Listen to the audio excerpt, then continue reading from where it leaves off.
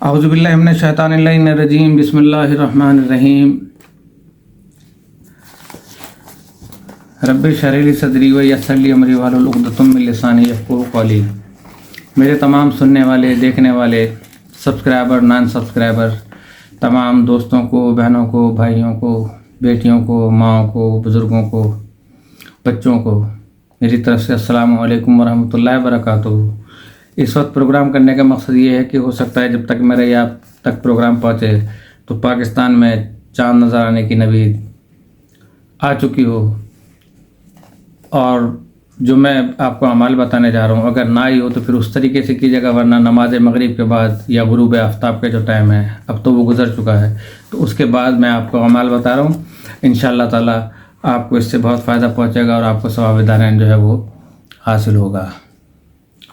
تو سب سے پہلے یہ ہے کہ غروب آفتاب کے وقت غسل کرے، شب بیداری یعنی نماز دعا، استغفار اور اللہ سے طلب حاجات کرتے ہوئے مسجد میں جا کر رات گزارے، اور نماز مغرب، عشاء، فجر اور نماز عید کے بعد یہ نمازیں شب عید کو پڑھنی ہے، اور عید کے بعد ترانہ حمد، اللہ اکبر اللہ اکبر، لا الہ الا اللہ واللہ اکبر وللہ الحمد وللہ الشکر، یہ آپ نے پڑھتے رہنا ہے اور بار بار یہی پڑھنا ہے، لا الہ الا اللہ، لا الہ الا اللہ واللہ اکبر وللہ الحمد وللہ الشکر کی صدا، اور یہی نغمہ توحید آپ کی زبان پر جاری رہے، ماحول گونجتا رہے۔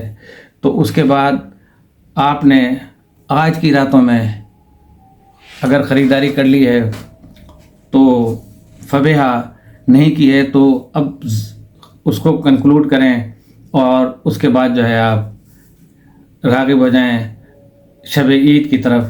ہلڑ بازیاں کرنے کے بجائے ہمیں ہمارے ائمہ نے جو بتایا ہے وہ ہمیں کرنا ہے اگر ہم مسلمان ہیں۔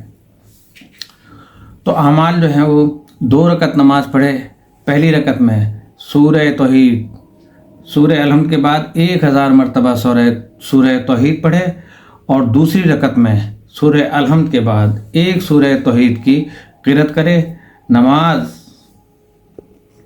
پڑھنے کے بعد سر سجدے میں رکھے اور 200 مرتبہ اتوب الی اللہ، کیا اتوب الی اللہ یعنی میں توبہ کرتا ہوں پیش خدا اللہ کے حضور، اور عید الفطر کے دن نماز فجر کے بعد وہی ترانہ حمد، وہی نغمہ توحید کی صدا جاری رہے، اور نماز عید سے قبل گھر کے ہر چھوٹے بڑے فرد کی طرف سے زکوٰۃ فطرانہ ادا کرے، جس کی مقدار اس زمانے کے حساب سے 3.5 سیر تھی، لیکن آپ اس کو 3.5 کلو پہ تقسیم کر لیں۔ یہ گندم کی قیمت کے برابر یا آٹے کی قیمت کے برابر یا چاول کی قیمت کے برابر، جو بھی آپ لوگ گھر میں استعمال کرتے ہیں، پیسے جتنے بھی بنتے ہیں فی کس نکالیں کہ زکوٰۃ فطرانہ ادا کرتا ہوں یا کرتی ہوں ماہ رمضان المبارک قربتاً الی اللہ کر کے کسی مستحق افراد یا فرد کو دے دیں جو نمازی یا پرہیزگار و سفید پوش ہوں تو بہتر ہے۔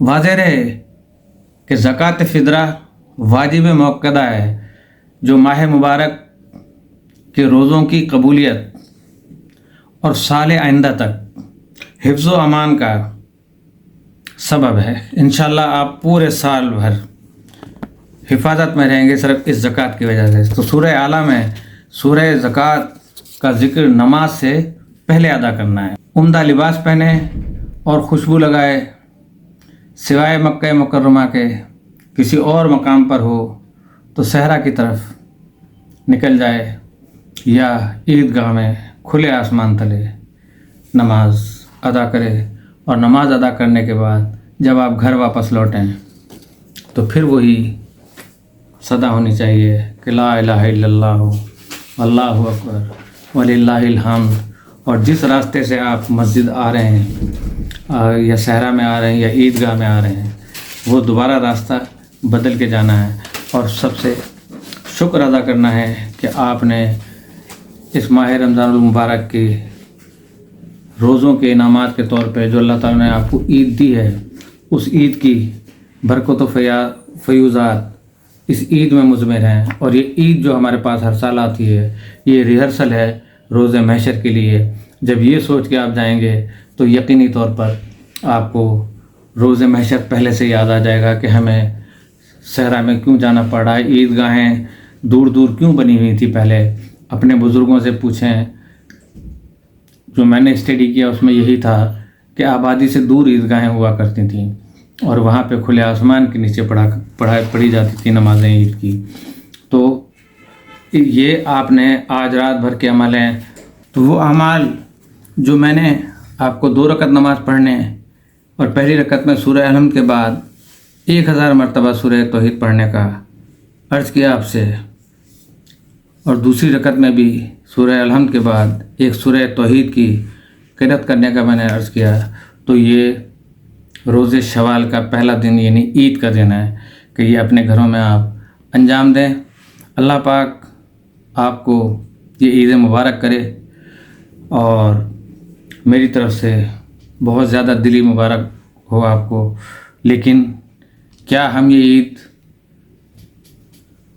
मनाने के अल्लाह ने हमें हुक्म दिया है कि ईद मनाएं, हम ईद मना रहे हैं, उसका शुक्र अदा कर रहे हैं।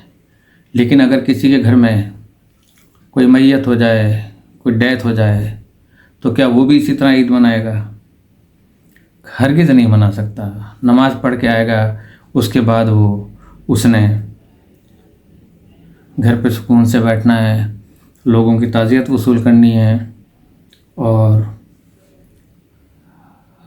अपने वालिदैन के लिए कलाम पाक और जो भी उनको पहुंचा सकता है उसका ज़िक्र करेगा। तो इसी तरीके से आप सोचें कि हमारे कितने मुसलमान भाई बहन, बच्चे, बेटे यतीम हो चुके हैं, औरतें बेवा हो चुकी हैं, माएँ अपने बेटे खो चुकी हैं, बेटे अपने माएँ खो चुकी हैं, अपने बाप खो चुके हैं फ़लस्तीन के अंदर। तो हमारी ईद कैसी होनी चाहिए, ये मैं आप पर छोड़ता हूँ कि उनको किसी भी लम्हे आपने फरामोश नहीं करना है। बहैसियत मुसलमान नबी करीम सल्लल्लाहु अलैहि वसल्लम का यह कौल सईद है कि अगर मुसलमान को 1000 मील की भी मसाफत हो और उसको वहाँ कांटा चुभे तो दर्द आपको महसूस होना चाहिए। ईदें सादगी से मनाएं और अपने उनको याद करें और उनके हक़ में दुआ करें कि अल्लाह पाक उनके साथ यकीनी मदद में शामिल है। लेकिन दुआ करना हमारा फ़र्ज़ बनता है कि अल्लाह ताला दुआ करने को पसंद करता है। लिहाजा आप लोगों ने उनको किसी कीमत पे नहीं भूलना है। मकबूजा कश्मीर में जो जुल्म सितम जारी है, आप आइंदा देख लीजिएगा आप अपने ख़बरों में कि वहाँ पर फिर वही जुल्म सितम जारी होगा। ईदगाहें बंद होंगी, नमाज़ें नहीं पढ़ने दी जाएंगी, लोगों को निकलने नहीं दिया जाएगा। तो ये सारी चीज़ें आपने मलहूज़ खातिर रखते हुए अपने तमाम उन मज़लूम भाइयों को जो पाकिस्तान में भी बहुत मज़लूम है, बहुत ज़्यादा मज़लूम, गरीब, गुरबा, परेशान हाल हैं और जिनके केसेस जो हक़ पे हैं और वो रुके हुए हैं और हमारे सियासतदानों ने अदालतों को मखसूस कर दिया गया है सियासी मसाइल के लिए कि सुबह शाम हमारी अदालतें सिर्फ सियासी जो है ना फैसले कर रही हैं, सियासी फैसले सुन रही हैं और वो भी सुन नहीं रही हैं। किसी को 1 महीने की डेट, किसी को 30 दिन की डेट, किसी को 15 दिन की डेट देकर दूसरे दिन होता है तो फिर वो भी सियासी मुकदमा होता है। किसी गरीब के मुकदमे को हमने नहीं सुना कि आज ये फैसला किया है, उसको हाईलाइट करना चाहिए मीडिया को। तो मीडिया, खुदा के वास्ते आप लोग कोई खौफ खुदा करो, अपने नाम मुसलमानों जैसे रख के काम जो है ना आप अपने गैर मुस्लिमों जैसे ना करो, काफिरों जैसे काम ना करो। पूरे पाकिस्तान के अंदर मुकदमात रुके हुए हैं, लोग मर चुके हैं जिन लोगों ने केस दाखिल किए हुए हैं, मजलूम लोग धक्के खाते फिरते हैं। तमाम पाकिस्तान के वकला जो है वो इन सियासी मुकदमात के पीछे अपना कैरियर बुलंद करने के लिए बोलते हैं। असम्बली के अंदर भी यही चल रहा है, असम्बली से बाहर भी ये चल रहा है, अदालतों में भी यही चल रहा है, थानों के अंदर भी यही चल रहा है। अब जब ऐसी सूरत हाल होगी तो गुड गवर्नेंस मुल्क में नहीं आ सकती। जब गुड गवर्नेंस नहीं आएगी तो पर हर इदारा करप्शन करेगा। पूरे पाकिस्तान में लूट मारी हो रही है, कराची में, इस्लामाबाद में, पिंडी में, लाहौर में सरेआम मोबाइल लूटे जा रहे हैं, पैसे लूटे जा रहे हैं, पर्स छीने जा रहे हैं, और फिर न सिर्फ पर्स छीने जा रहे हैं बल्कि उनको कत्ल किया जा रहा है, गोली मार दी जा रही है। लेकिन कोई नज़र नहीं आता। क्यों नहीं नज़र आता? कि हुकूमत की सारी तवज्जो अदालतों पे है। तो जज साहिबान को सोचें कि भाई आप क्यों नहीं जो है वो अपना नोटिस लेते।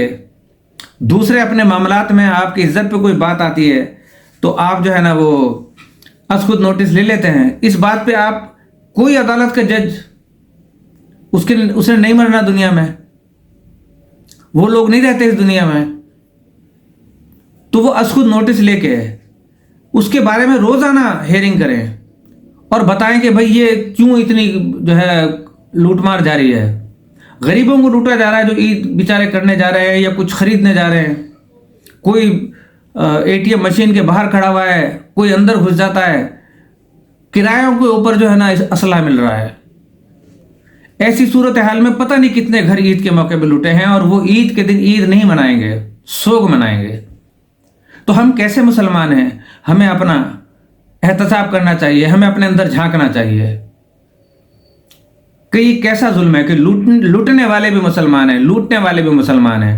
हम फ़लस्तीनियों की मदद के लिए दुआ करते हैं कि उनको कम से कम जो मार रहे हैं वो गैर मुस्लिम हैं, लेकिन यहाँ पर तो मुसलमान को मार रहा है। तो अब मैं इन्हें मुसलमान कहूँ या सो कॉल्ड मुसलमान कहूँ या कोई और नाम दूँ, ये आप लोगों पे मुनहसर है। इसी के साथ ना मैं आपसे इजाज़त चाहता हूँ कि अल्लाह पाक आपकी इन ईदों को अच्छा गुजारे और उनको फरामोश कभी भी ना कीजिएगा। अल्लाह ताला इसका आपको 70 गुना से ज़्यादा अजर देगा और आप जो है ना इस दुनिया के अंदर भी उसका अजर पाएंगे और आखिरत में भी अजर अजीम आपके लिए तैयार होगा। इसी के साथ फिर मैं आपको एक दफ़ा चांद रात की, अगर चांद निकल आता है तो उसकी मुबारकबाद देता हूँ, और नहीं निकलता है तो मेरी वो नमाज मगरिब वाली जो बात है उसको ज़रूर याद रखिएगा कि नमाज मगरिब के बाद 2 रकत नमाज जो है वो गुरूब आफ्ताब के बाद जो है वो पढ़नी है और गुस्ल करना है और उसके बाद वो नमाज़ पढ़नी है। तो इजाज़त चाहता हूँ। अस्सलामु अलैकुम वरहमतुल्लाहि वबरकातुहू।